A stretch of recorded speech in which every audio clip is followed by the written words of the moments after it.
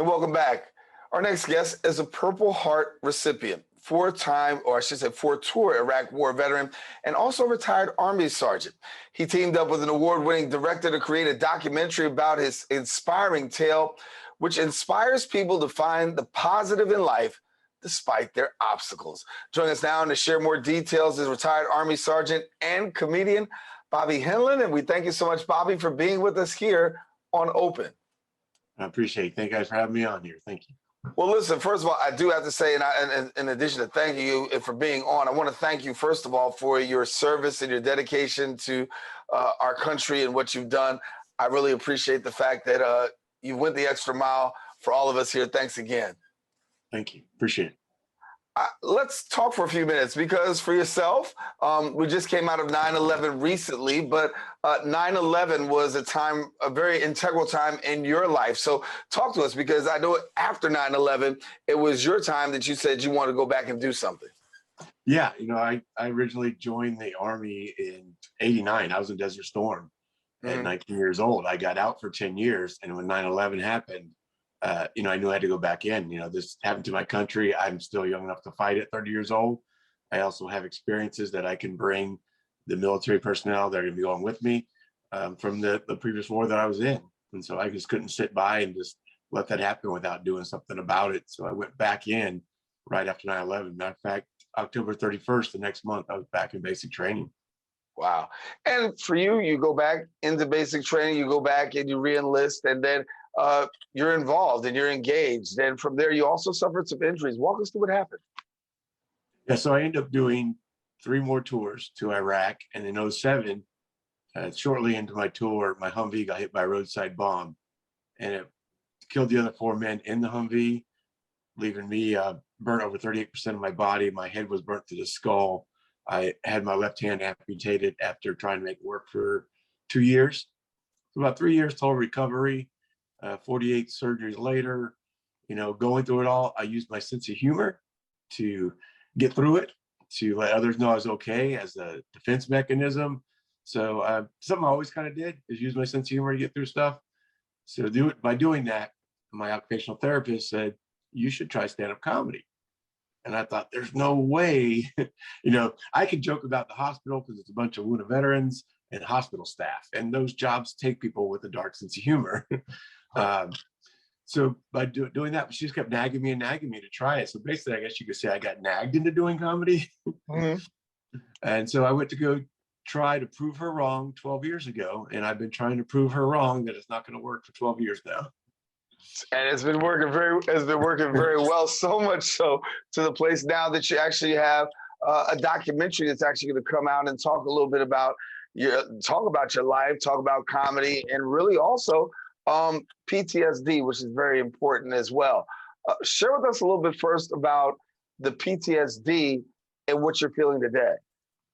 Yeah, anybody who goes to war, any traumatic, you don't even have to go to war to have PTSD, but of course that's where mine comes from. But the post-traumatic stress disorder, it's something you learn to live with. You learn tools to deal with it. I don't think it's ever going to go away. You just kind of learn to live with it, live with your triggers and stuff, to whatever the experiences that you went through to cause it.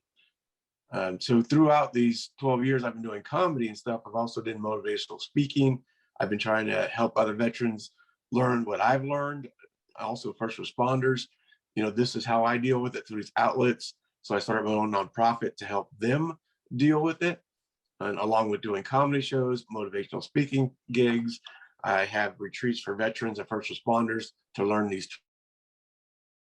Life is very busy, very joyful. I get to help a lot of people, and that also, of course, helps myself by doing that. Yeah. So now you take it to the big screen, and you got a documentary about this. As you're reliving this and really being able to share this, talk to us a little bit about the documentary and what it means to you to be able to tell your story and share your story.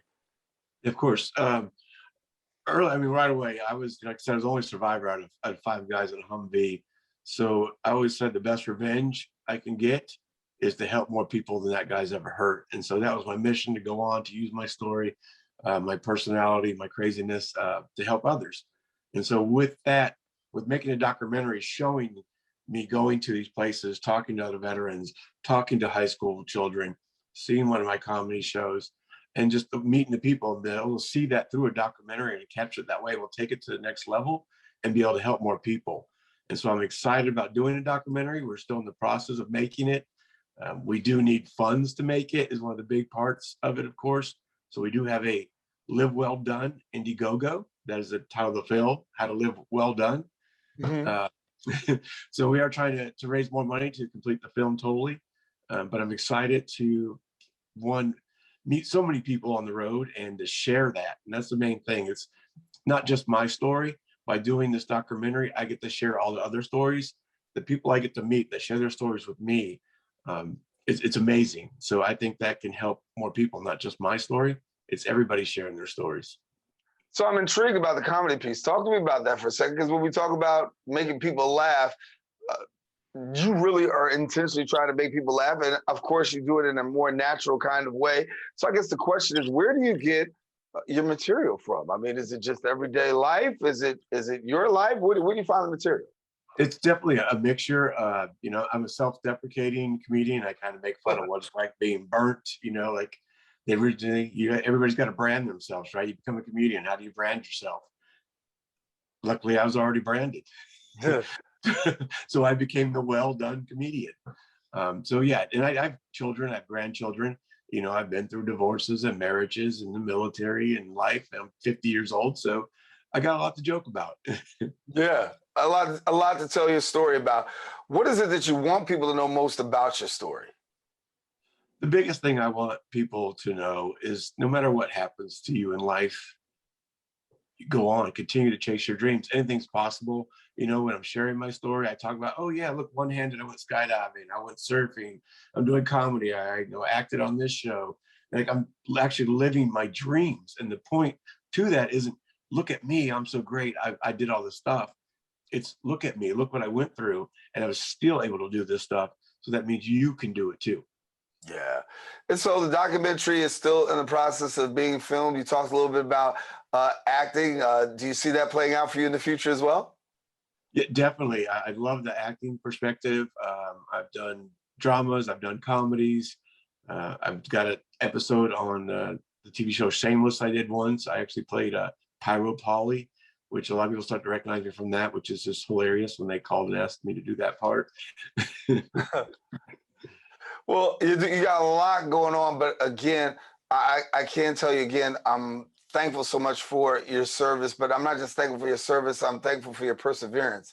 I think it's inspiring to be able to just to talk to you, and I think it's inspiring for our audience to be able to see that you can't allow life to give you limitations, but you make the most of it. So, Bobby, I want to thank you again for being with us. Thank you. I appreciate you guys having me on. All right, Bobby Henline, our guest here on Open. Now, if you want more information, visit the website at livewelldone.com.